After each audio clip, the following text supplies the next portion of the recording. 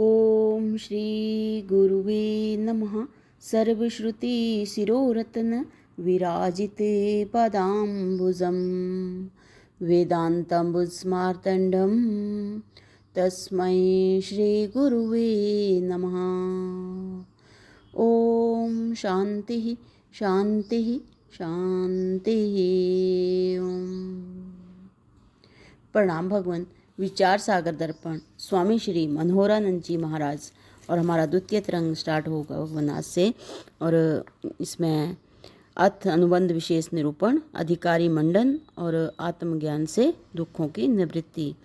तो स्वामी जी बता रहे हैं कि भाई प्रथम तरंग में जिन 4 अनुबंधों का सामान्य रूप से वर्णन किया था उन्हीं का इस द्वितीय तरंग में शंका समाधान सहित तो कुछ विस्तार से वर्णन करते हैं। शंका है, भगवान आपने प्रथम तरंग में कहा कि मल विक्षेप रहित तथा 4 साधन सहित पुरुष इस ग्रंथ का अधिकारी है। उन 4 साधनों में एक मुमुक्षा भी बताई। मुमुक्षा अर्थात मोक्ष की इच्छा।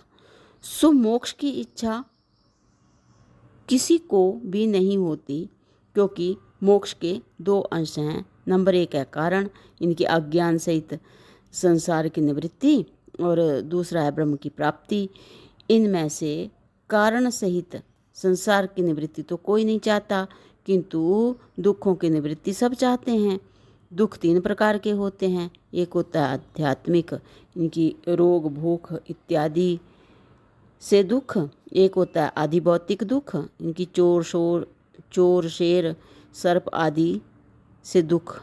व नंबर 3 है आदिदैविक दुख। आदिदैविक दुख मतलब यक्ष राक्षस आदि से तथा सर्दी गर्मी आदि से उत्पन्न दुख। तो इन तीनों दुखों की निवृत्ति अपने अपने उपायों से हो जाती है, और ब्रह्म की प्राप्ति भी कोई नहीं चाहता, क्योंकि हम उसी वस्तु को प्राप्त करना चाहते हैं जिस वस्तु का हमने पहले कभी अनुभव किया हो, परंतु ब्रह्म का अनुभव तो किसी ने किया ही नहीं है। अतः ब्रह्म को प्राप्त करने की इच्छा भी किसी को नहीं होगी। इससे सिद्ध हुआ कि कोई भी पुरुष ना तो कारण सहित संसार की निवृत्ति चाहता है और ना ब्रह्म को प्राप्त करना ही चाहता है, प्रत्युत इनकी बल्कि सब विषय जो हैं, सब विषय सुख को ही चाहते हैं, ना कि मोक्ष को। अतः मोक्ष की इच्छा होने वाले से कोई अधिकारी नहीं है, इसलिए यह ग्रंथ बनाना ही निरर्थक है। तो उत्तर में स्वामी जी बता रहे हैं कि प्रिय वत्स, तुमने मोक्ष के प्रथम अंश का आक्षेप करते हुए कहा कि संसार की निवृत्ति कोई नहीं चाहता, किंतु दुखों की निवृत्ति सब चाहते हैं, और वह दुखों की निवृत्ति अपने अपने उपायों से हो जाती है, किंतु दवा आदि उपायों से भी दुखों की निवृत्ति कभी हो जाती है, कभी नहीं भी होती, और यदि हो भी जाती है तो भी सदा के लिए नहीं होती। तथा सब लोग यह चाहते हैं कि हमारे दुखों की निवृत्ति ऐसी हो जाए कि दुख फिर कभी ना आए, अर्थात सब दुखों की अत्यंत निवृत्ति ही चाहते हैं।